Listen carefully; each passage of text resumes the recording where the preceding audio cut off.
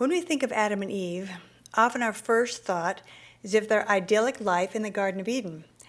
I imagine that the weather was always perfect, not too hot and not too cold.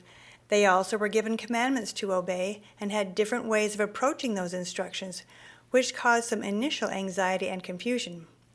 But as they made decisions that changed their lives forever, they learned to work together and became united in accomplishing the purposes God had for them and for all of His children.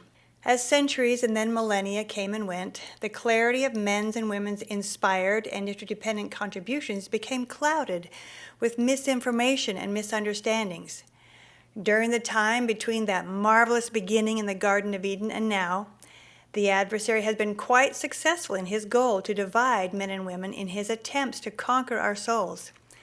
Lucifer knows that if he can damage the unity men and women feel, if he can confuse us about our divine worth and covenant responsibilities, he will succeed in destroying families, which are the essential units of eternity.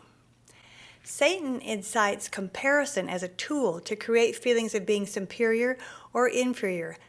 Satan incites comparison as a tool to create feelings of being superior or inferior, hiding the eternal truth that men's and women's innate differences are God-given and equally valued.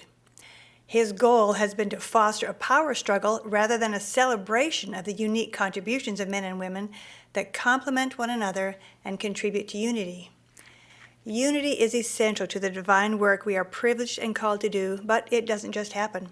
Whether at home or in our church responsibilities, the most effective way to fulfill our divine potential is to work together, blessed by the power and authority of the priesthood in our differing yet complementary roles.